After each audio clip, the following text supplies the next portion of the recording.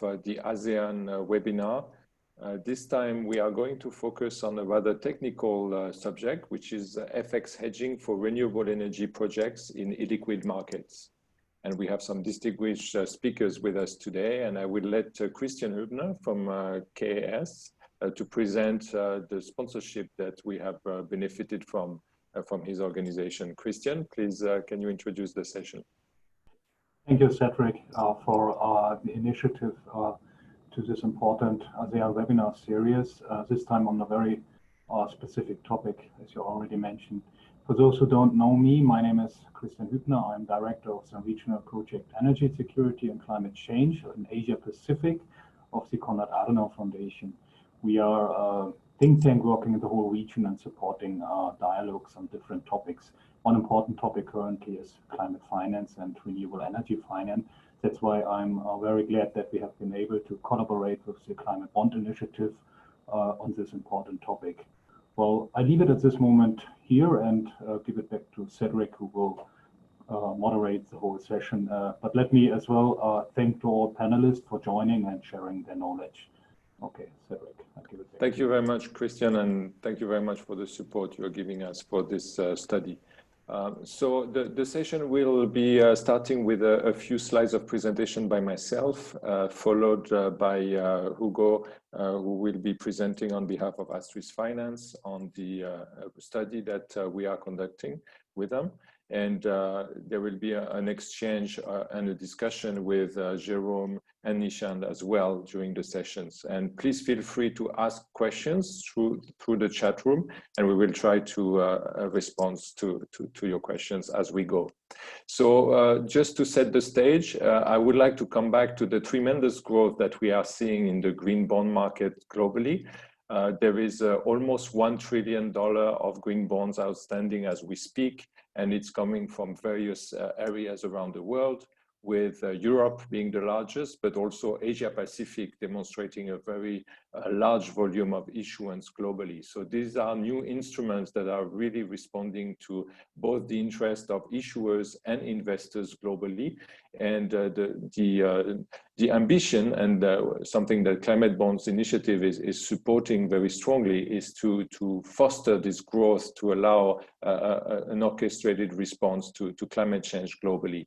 And really the growth that we are seeing throughout the market is coming from all regions, with large markets already dominating in the US and China, but also Europe. But also some significant issuance coming out of other markets such as Australia, India, Japan, Brazil. So it's really widespread, and there is a great diversity that investors have access to in terms of buying and investing in green projects. When we look at the dominance of which sectors are chosen by issuers to invest, there are three main sectors, the biggest one being the energy sector. And that's why our study is very much focusing on renewable energy as an industry sector that is very interesting for the green bond development. The other two sectors are buildings and transportation. And then there are some smaller sectors like water, waste management, and land use. All those sectors have a great potential to see low carbon solutions emerging, financed by green bonds. But renewable energy projects are seeing some very strong growth, including in the ASEAN region and beyond. And this is why we have selected this industry sector for the theme of our study.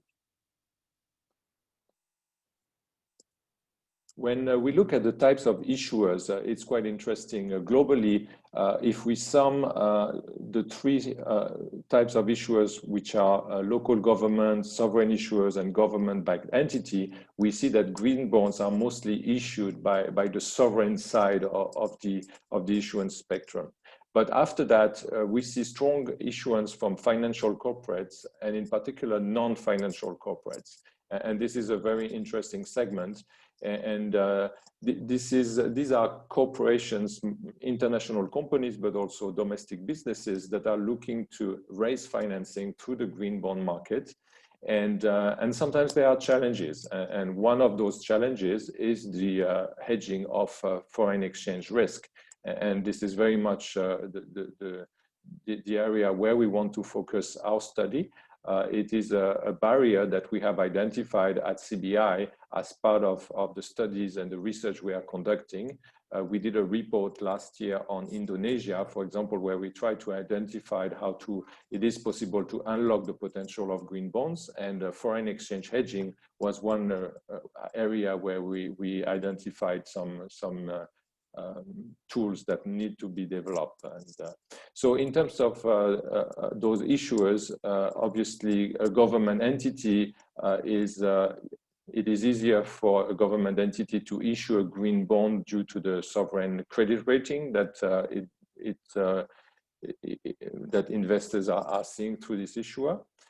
For financial corporates, the banks have access to also maybe a better credit rating than non-financial corporates, but that's another element of the consideration that investors put when they choose green bonds. So I would like to zoom in for a minute on the issuance we have seen in the ASEAN market and look at what types of currencies these green bonds have been issued with. So when we look at development banks and sovereigns, it's a US dollar issuance, 100%. When we look at the financial corporates, so banks and financial institutions, it's a little bit more than half that is issued in dollars. But the rest is issued in various currencies, which is quite interesting. When we look at other types, non-financial corporates, the proportion of non-US dollar issuance is larger.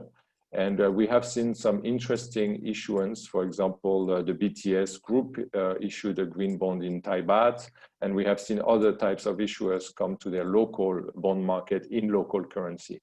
And when we look at loans in ASEAN, is dominated in Singapore, mostly in Singapore dollar. So the local currency is quite important. In Vietnam, although it's a small market, the local government issuance has been only a domestic issuance.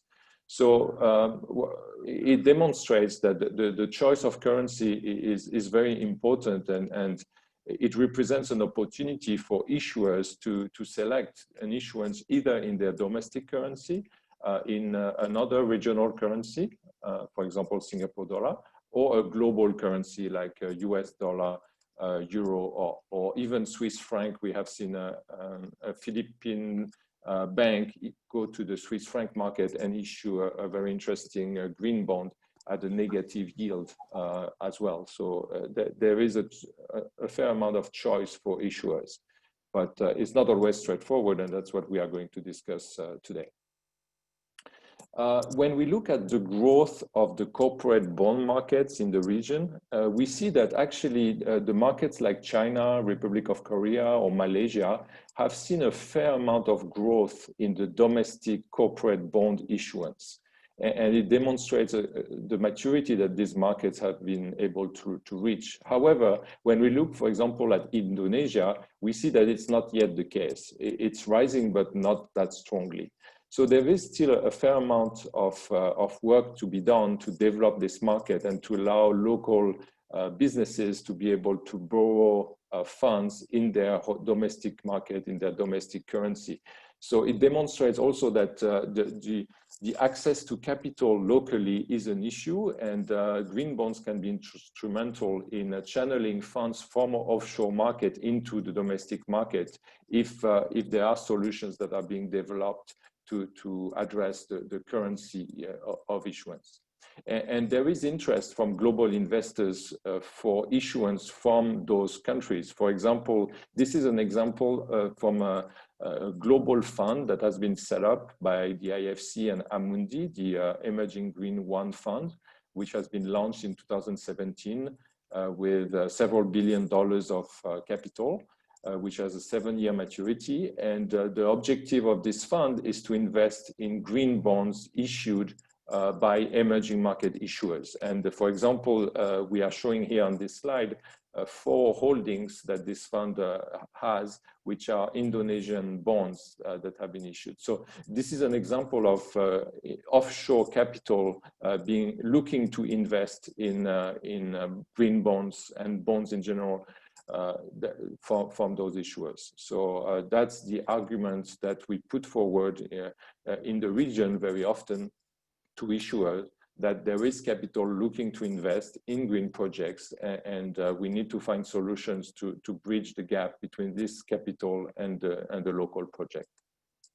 And foreign exchange volatility is a major component of the risk assessment that global investors will make when they choose and consider these investments. This is an example of the volatility that has been seen historically in the Indonesia market.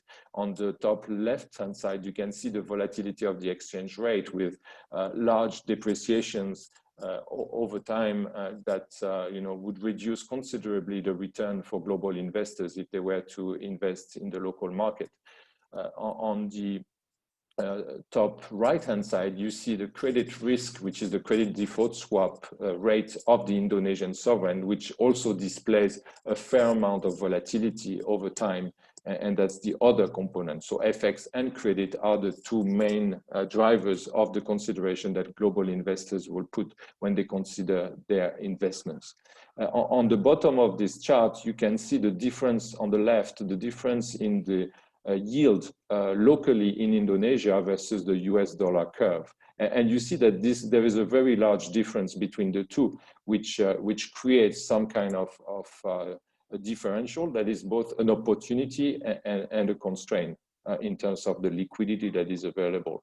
And on the bottom right-hand side, you see the forward points of which is for longer tenors between short tenors 1 month to 9 to 12 months out, which shows a very steep curve in terms of what it costs to hedge the FX component of such currency. So this is to demonstrate the challenges that investors are faced with, and this is why we choose to study these markets a little bit more to see what could be done. So what we are doing with this study is looking at financing renewable energy projects. So in our taxonomy, it includes solar, wind energy, hydropower, biomass, and others. And we consider two sides of what is available to a project owner, either finance domestically in their own market through local investment in equity, or for example, a loan from a domestic bank, or a local green bond issued in domestic currency. Or the offshore market, which is what essentially the green bond promise is about, because we are saying that domestic investors are ready to deploy capital because of the greenness of the projects. So this offshore capital can be extended either also in equity format, or through a loan from a foreign bank in foreign currency, or through a green bond issued in foreign currency offshore. And these are the components of the project. So maybe before I pass on to Hugo, if I can maybe ask Nishant from Ground Co to quickly say a few words on his experience in terms of the types of projects that are available in ASEAN. And I think there is a particular focus on domestic and domestic currency projects. And maybe Nishant, you can tell us a little bit more about it. Sure, thanks, Cedric. Interesting presentation and quite informative as well. Good afternoon, good morning, everyone, wherever you are. Really pleased to be here.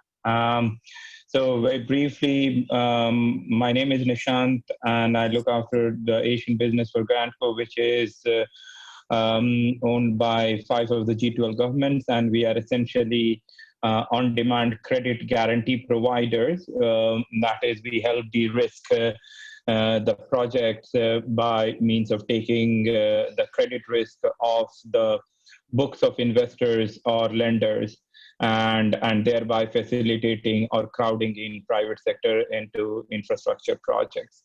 Now, to answer your question, Cedric, look, we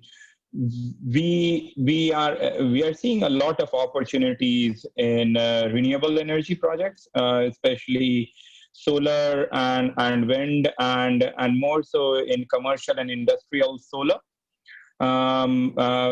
because and in countries like Vietnam and Indonesia, where there are a number of factories and which have diesel gensets as backup. The issue that we see there we see rather two issues there, right? One is raising financing from local or international investors, who are comfortable taking credit risk of the project.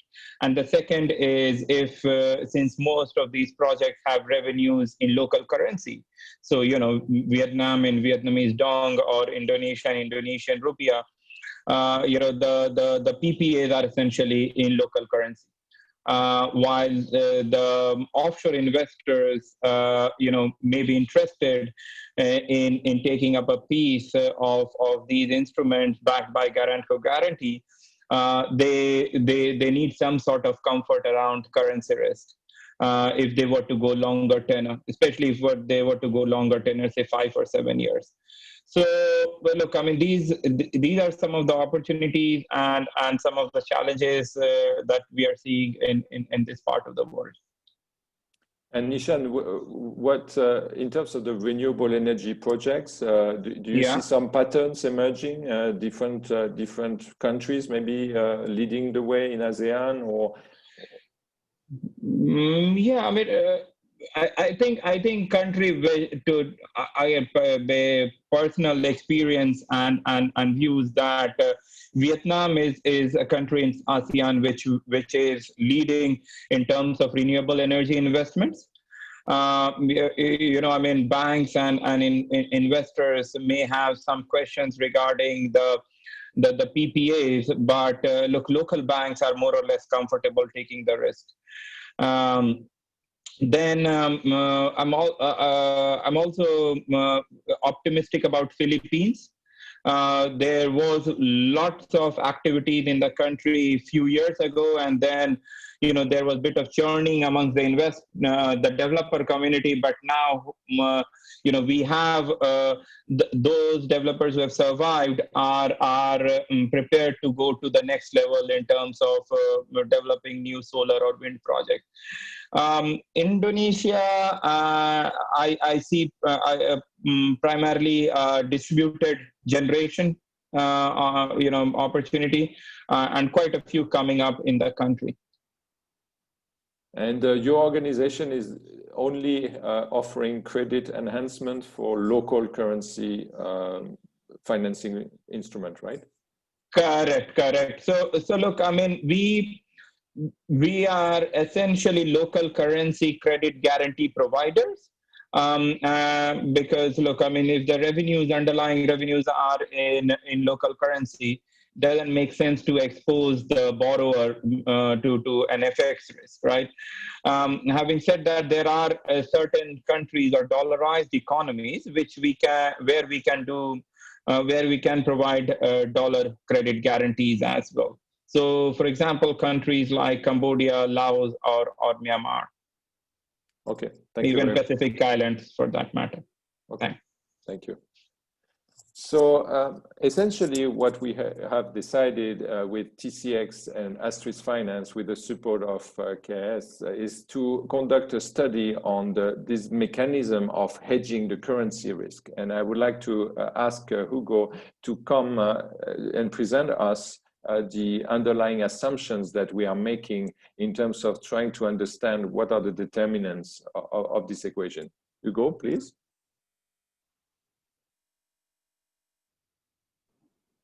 Thank you, Cedric.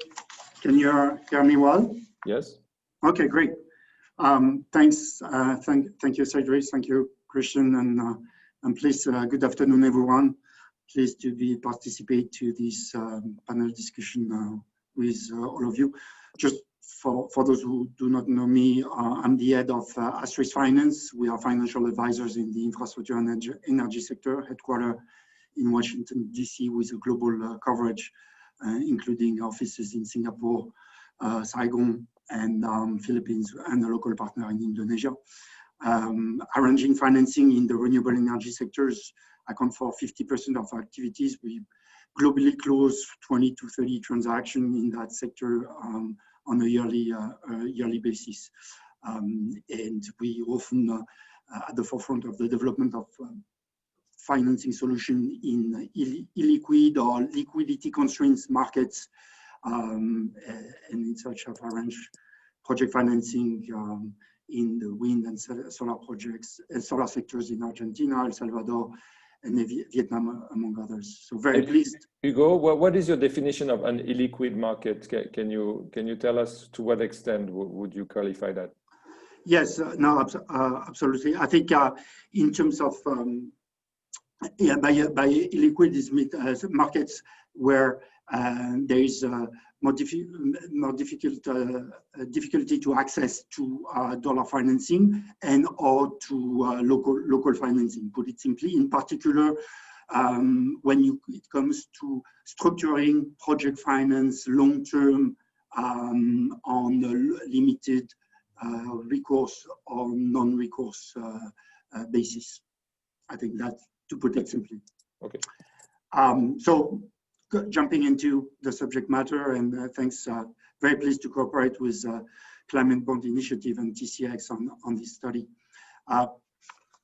Just to put a few words first as to the objective and the methodology of we are following for this study, putting things in context.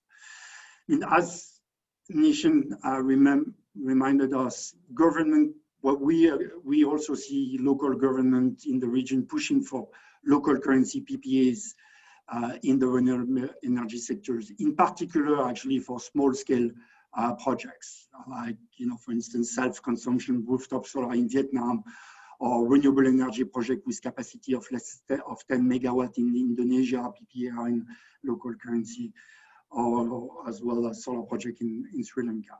So this is definitely a trend that creates a liquidity issue, going back to your point, Cedric, for developers of projects in terms of accessing to financing for two reasons. One, well, it creates a cross-currency mismatch that results from raising cross-border financing in US dollar against revenue in local currency. And as Cedric showed on these slides, associated to that, there is obviously the volatility risk associated to this cross-currency mismatch. So that's one liquidity issue. The second one is for its limited access in many of the markets where we will be studying to local domestic financing capacity. Again, in particular, when you're looking for longer tenor or looking at structure on a non-recourse or limited recourse basis. So in this context, indeed, the objective of the study is to assess possible financing and cross-currency hedging solution, enabling to mobilize offshore financing in hard currency against revenues in local currency in order to make local currency PPA workable. And we have focused the scope of the study on 5 markets, as mentioned on these slides, broken down into 2 groups: illiquid markets, Myanmar, Sri Lanka, and Nepal as being the most illiquid, and second being the liquidity constrained market like Vietnam and Indonesia. So just to confirm, Hugo, when you say illiquid market, Myanmar, Sri Lanka, Nepal, that means there's almost no instrument for hedging the risk of FX, whereas in Vietnam and Indonesia, there are tools existing, but maybe the tenors or maybe the volume to transact are relatively limited, right? That's correct. Or the limitation in the first group is eventually if there is product, the concern is the cost and the competitiveness of the financing when hedged with one of these projects. That's one aspect. The other is, as mentioned, is also the difficulty to substitute an offshore financing by a local financing solution. I think that's the other angle also on the definition of the liquidity.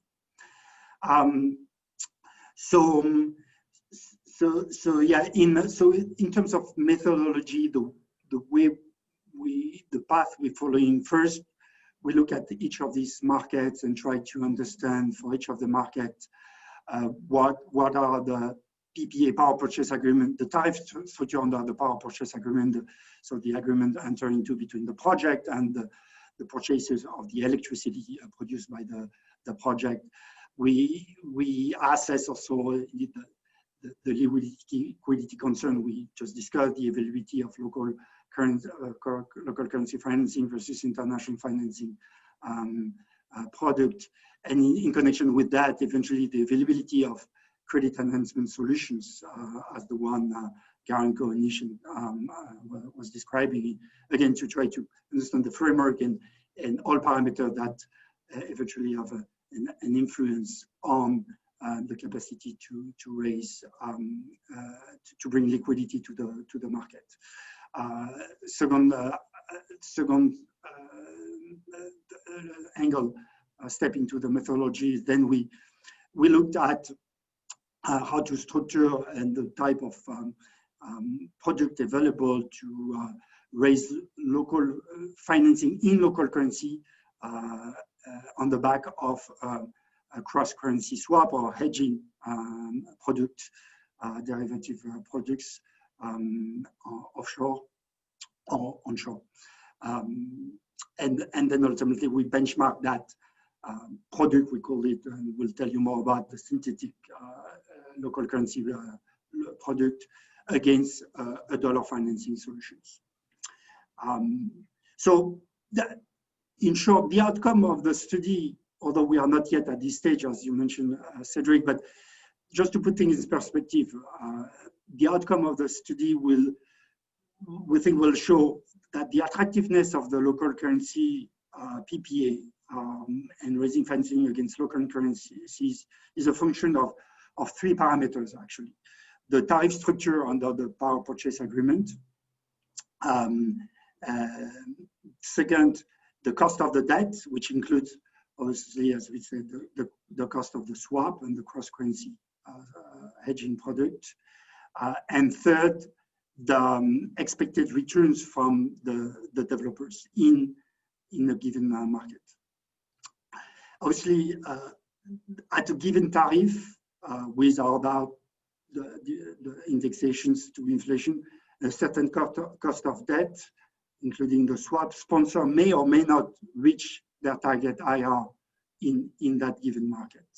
So ultimately, the local currency hedge financing solution, where we got this synthetic loan with a swap, in order to make it workable, in the structuring of the project, financing structure of the project needs to strike the right balance and accommodate the interest of expectation of each of the main stakeholder.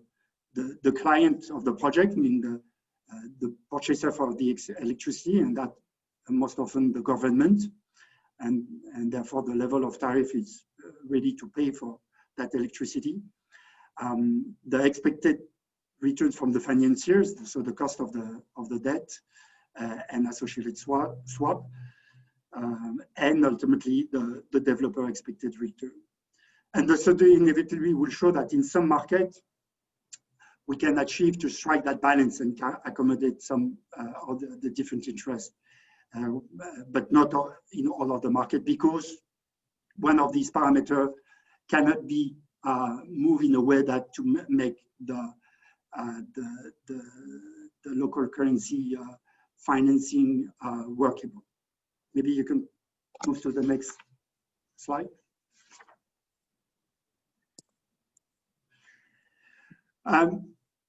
So just quick word on then in terms of the capital, how we approach the capital structure. We define a base case capital structure. This is the local currency structure one, the second line of the table, for which we have different tranches of financing. beyond the equity. We take an assumption on the level of liquidity contributed with the developer, and then we structure different tranches, which include the local currency loan with a swap covering the cross-currency risk, a local currency debt, could be a local bond, though Cedric reminded us that for the moment the limited capacity of raising those bonds in local markets, as well as a green bond in dollars, as it is where there is the most liquidity in the market currently, assuming obviously the developer can have the ability to issue this kind of green bond. So then the question comes, how do we size the different tranches?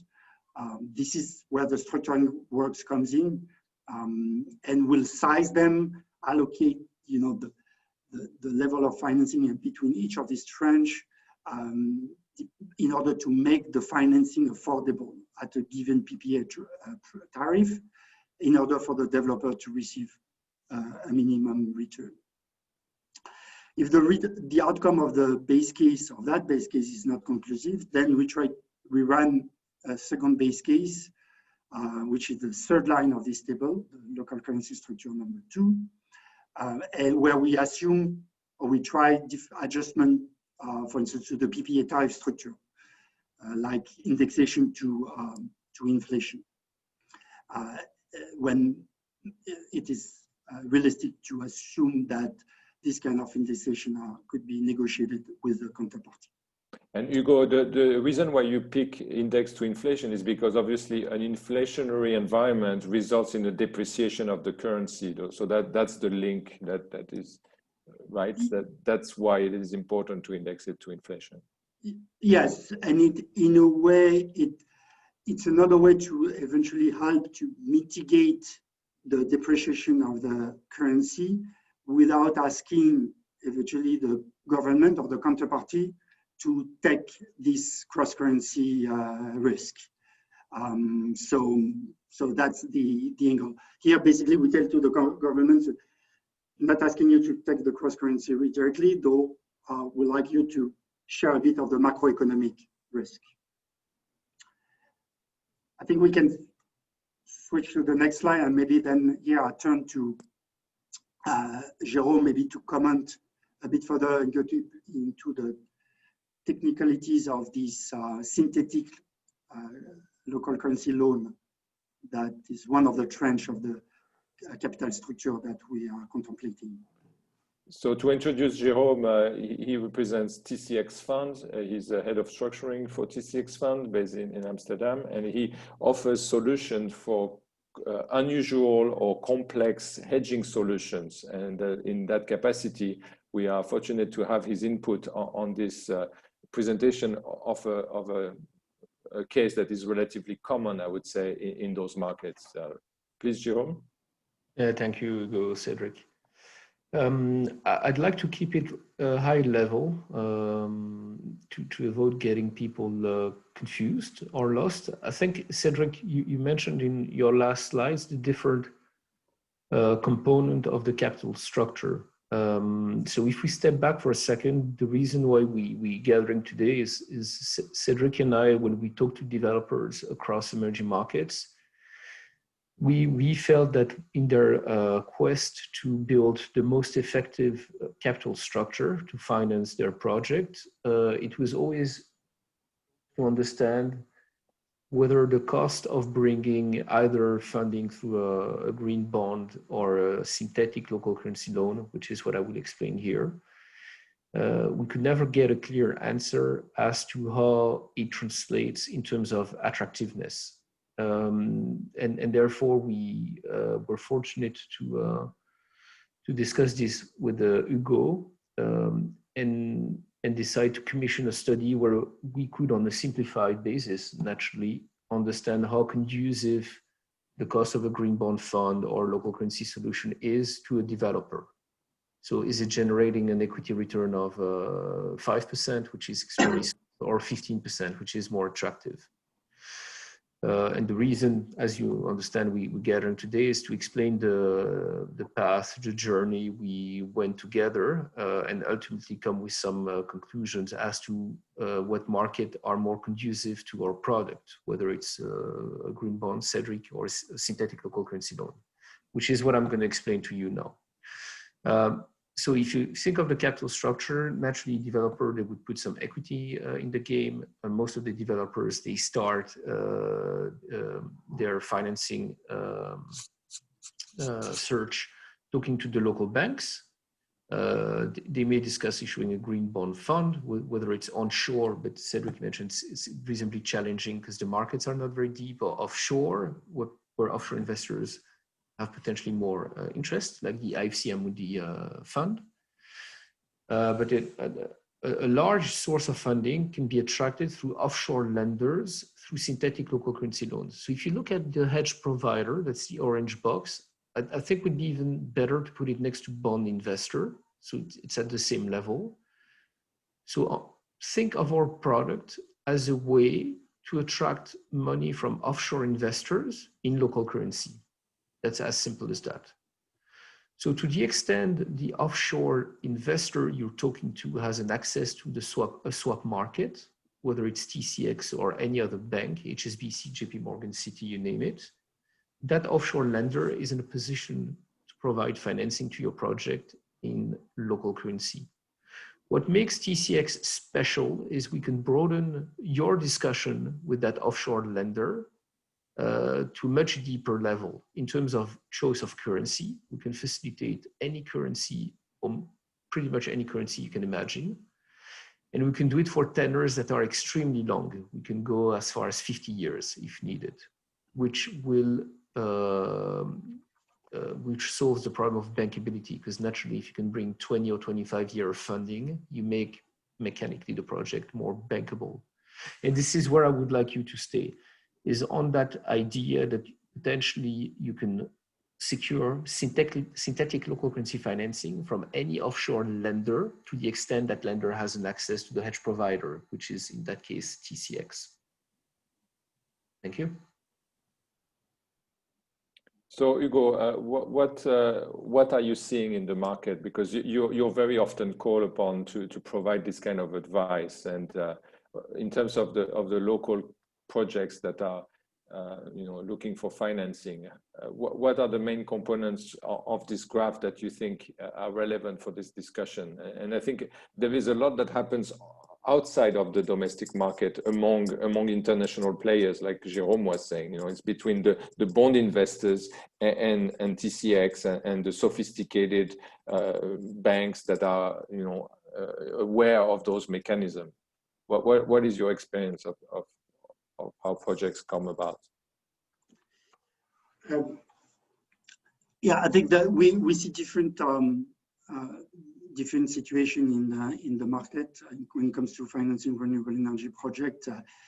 Indeed, when there is some form of PPAs or some form of indexations, possibility to indexation to dollars, there is indeed, and assuming that all the other parameters of bankability are there, in particular the terms of the PPAs and the satisfactory credit counterparty risk. There is the liquidity, offshore, either in terms of lenders, in terms eventually in terms of bond.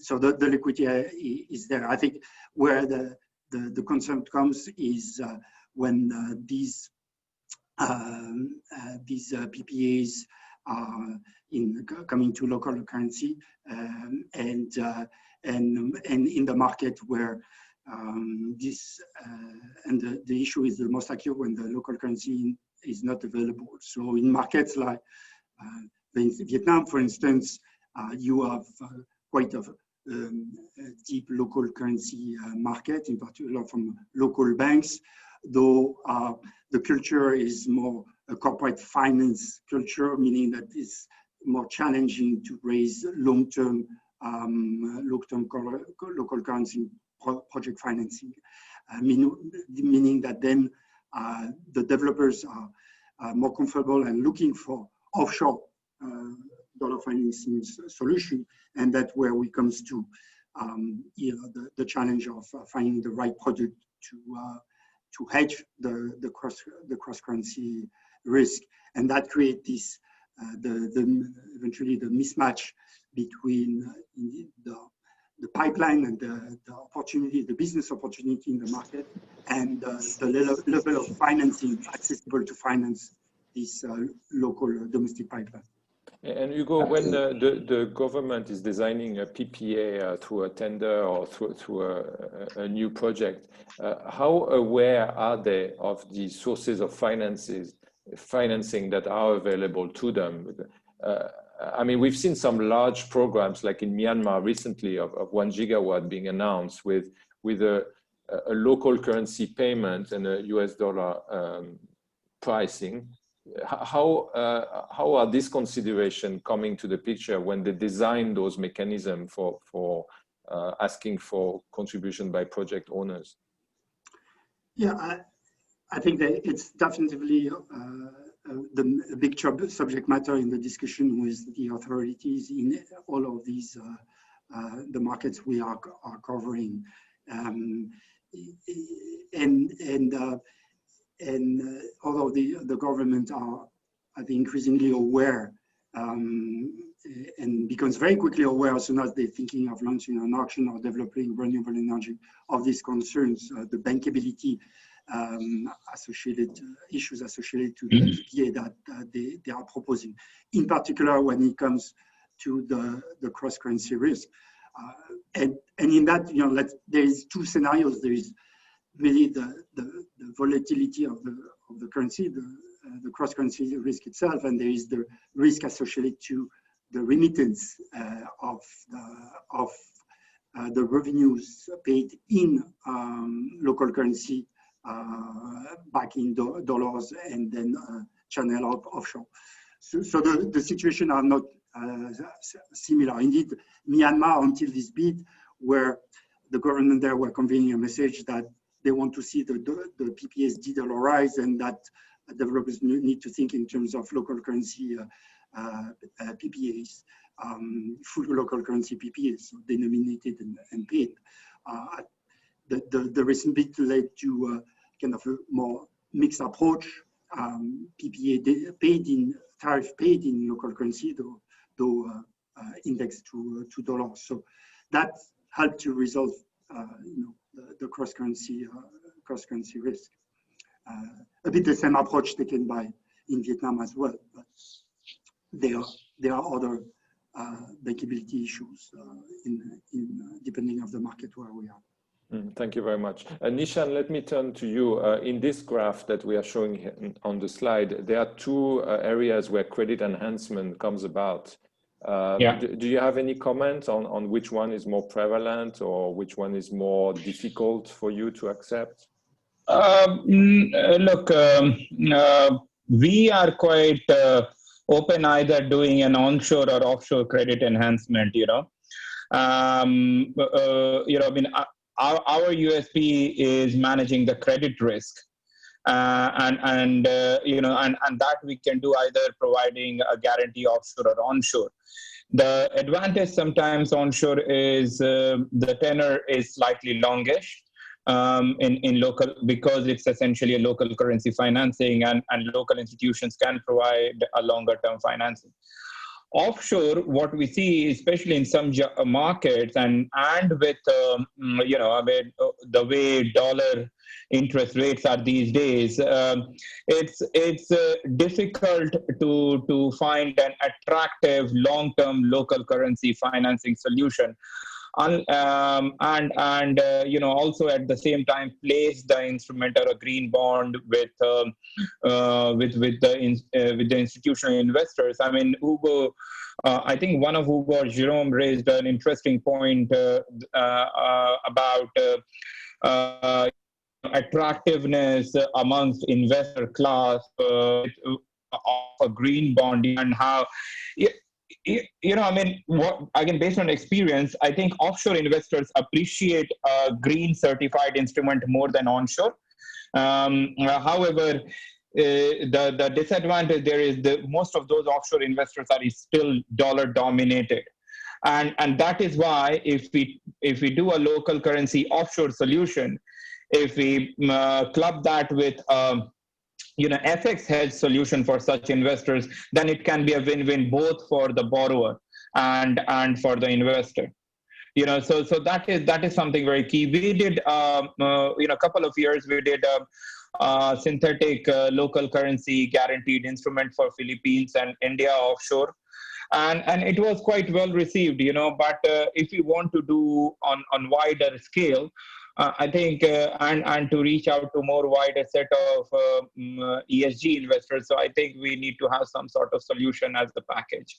That is what we feel. And one final point, sorry, I mean, Hugo raised about dollarized PP and all, in countries like Myanmar or even in Cambodia. I think, we must take into account a very key risk that we are seeing in certain countries in Africa, where convertibility is a big risk. I mean, if you may be paid in local currency, but which is linked to US dollars, will there be enough dollars in the market to convert that local currency back, into offshore? And that is a key risk, which I am not sure if investors are taking that into account. And Nishan, obviously, your structure has been created with the backing of public funds, and it has a mandate to develop the market. Sure. And I think TCX Fund is also part of the same. Yeah, we are cousins, basically. That's right.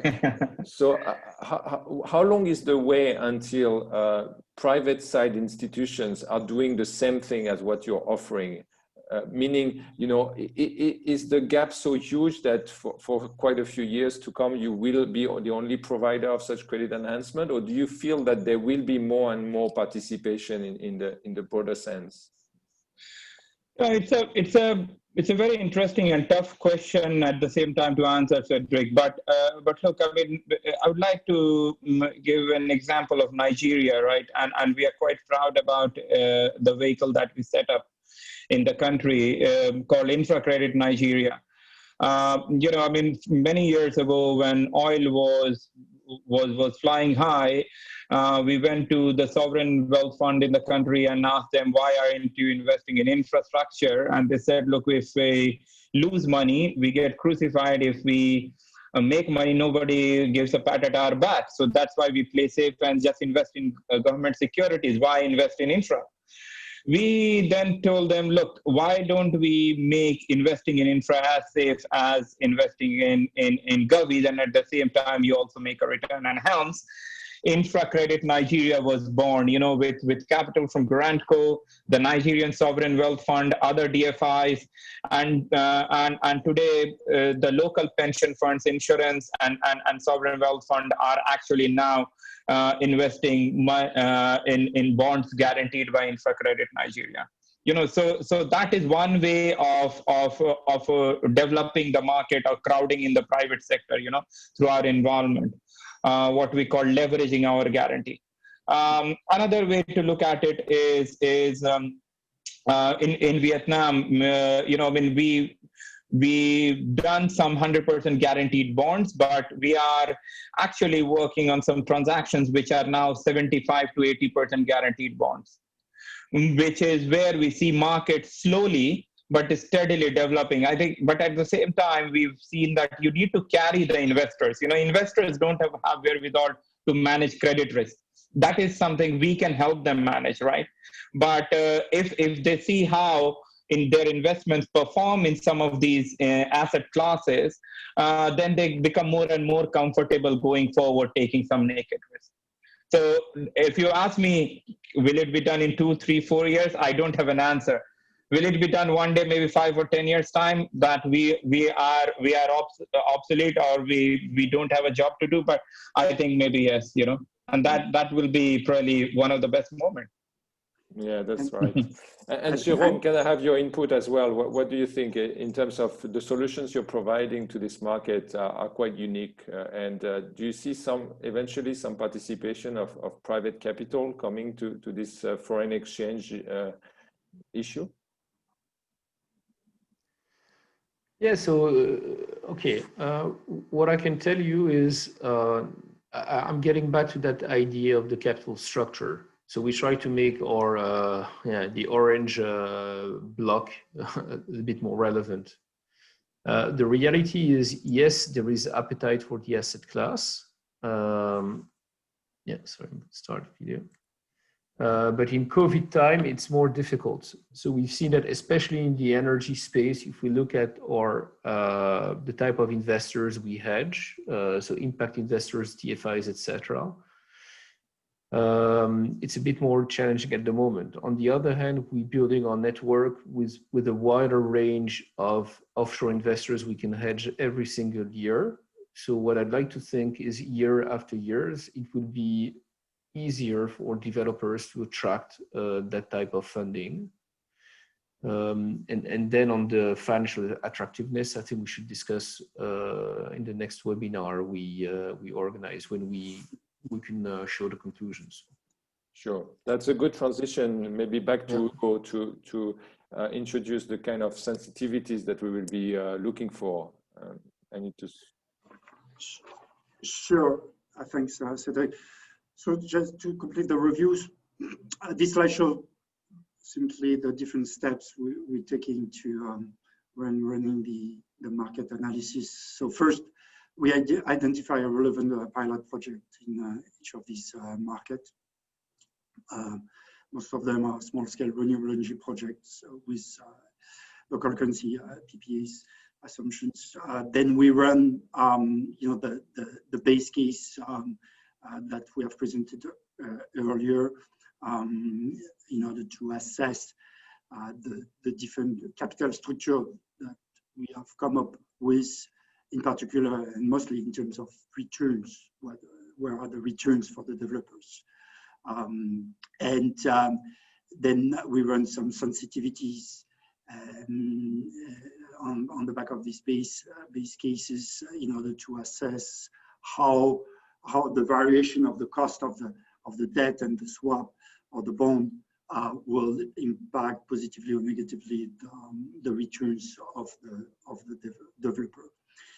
And ultimately, we compare those output, the returns output, against a dollarized dollar financing benchmark case for the same, obviously, project.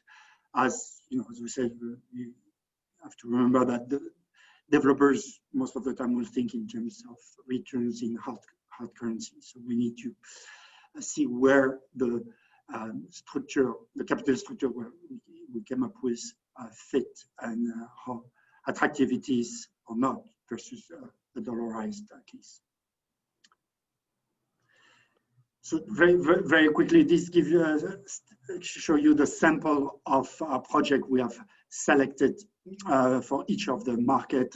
Interesting in terms of diversity of technology across solar, hydro, biogas, ground mounted solar, and rooftop.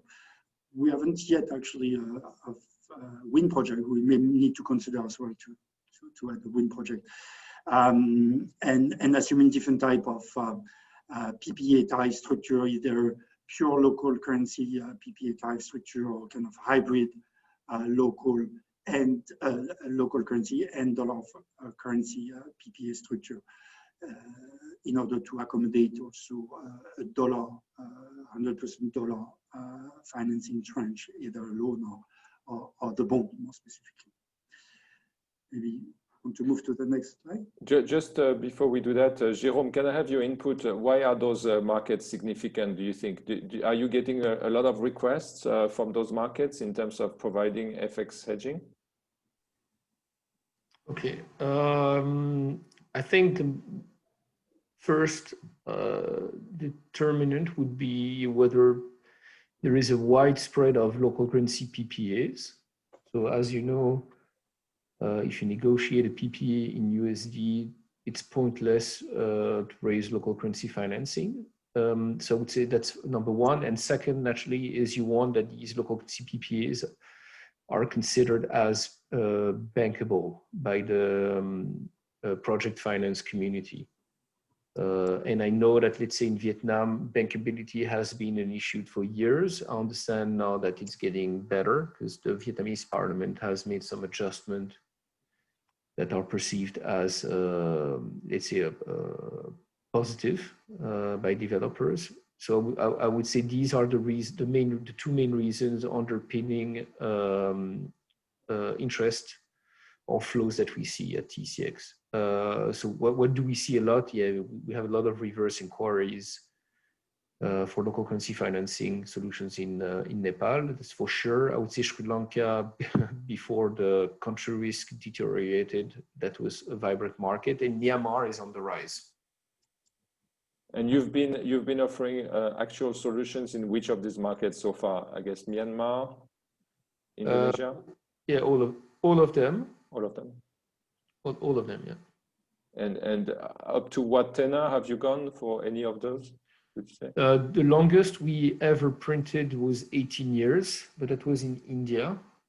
And the longest interest we ever had, although we didn't close a transaction, was 25 years, to give you an idea. But most of the time, I would say the sweet spot is our maturities ranging probably from 12 years to 18. Okay, understood. So back to Hugo, please. I think we are done. Yeah, maybe it was. That's just an exhibit as to show that, to illustrate the type of sensitivity analysis we'll do and run on the local currency finance capital structure, and to assess the impact of the cross-currency swap of the debt financing solution in local currency on the equity returns, as well as the impact of the green bond costs on the equity returns. Okay, thank you very much. So this will be the next session we will be putting together, where we will be reporting on the results of the study that is currently underway. I would invite quickly, if there's anyone who has a question, to maybe type it in. I don't see any so far.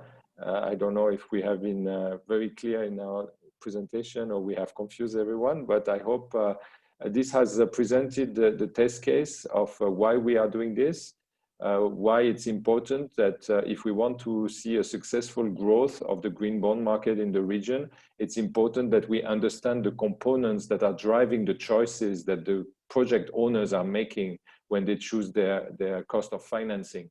It's not just comparing one cost to the next. It's also the feasibility of those solutions. Where is the settlement done, and how practical is it, and who is my counterparty, and so on. So these are all very important factors, and this is the reason why Guarantor or TCX fund have been funded and created. It's because there is a need for an initial, an organization to take the initial steps and provide those solutions before the normal private markets can take over and this market can further develop. So I would like. There is one question, Cedric, from Harold. Yeah.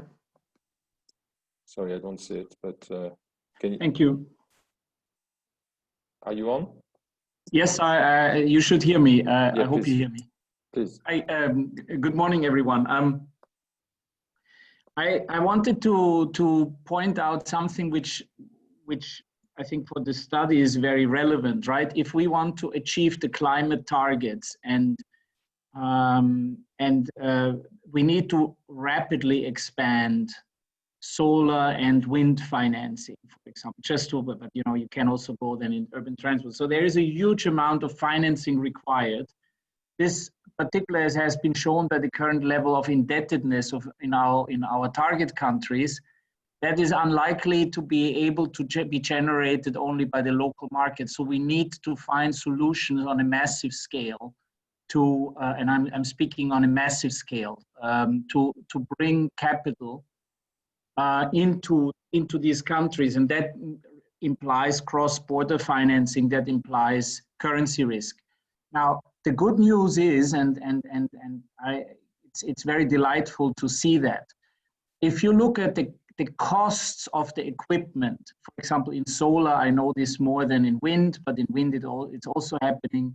The equipment costs are coming down rapidly. For example, I attended a presentation by the CEO of a new technology firm which works with old Kodak equipment and Corning glass to roll solar panels. That brings down the capital costs of establishing solar plants by a factor of 10, 12. Enormous cost reductions are still continuing, which makes the capital costs, the financing costs, the major components of the levelized cost of energy. So we need, and there was an article on that in the last 2 weeks, I don't know the lady who wrote it, about we need to innovate in finance. Now, again, there is a good news in that we have many instruments already available. We have the idea that we need to standardize. We have the idea that we need to create larger portfolios to diversify, whether it's at TCX level or in a fund level with the credit risk. We just need to have vehicles to deploy that. And I think that is something which we need to look into it in more detail. TCX has been involved in an initiative 2 years ago, which was called the Comprehensive Risk Mitigation Mechanism, which was actually endorsed by President Macron and Prime Minister Modi. And we need to have such type of initiatives to standardize instruments to create a new asset class, whether it's solar or wind or other types of credit risk, and which has a good risk mitigation mechanism to support it. And I really think we need to, the studies, please also think for the next time how we can scale up on a massive scale. That's because that's very important to achieve the climate targets. Thanks for giving me some time. Thank you very much, Harold. And indeed, it's very true. I mean, we do have the instruments already. I mean, TCX Fund has already some track record and your understanding of what you can deliver to the market has probably evolved over time.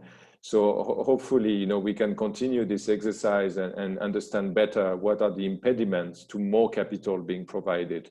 But the fact that there are some large tenders that are being launched to market for new renewable energy projects is a good sign that, you know, the ambition is there to deliver these new sources of energy. So hopefully we will have more time next time to discuss these issues. We will be communicating on the next webinar and we will invite you again to gather and discuss those issues. So I would like to thank very much all the participants today, our speakers, and the support that we have from CAS as well. Thank you, Christian, for your support. Thank you, Nishan, for coming to this discussion. And thank you to Jerome and Hugo for your interesting remarks and presentation. So have a good day, everyone. And we hope to see you very soon on this topic. Thank you. Thank you, everyone. Thank you. Thanks, Cedric. Thank you, Cedric.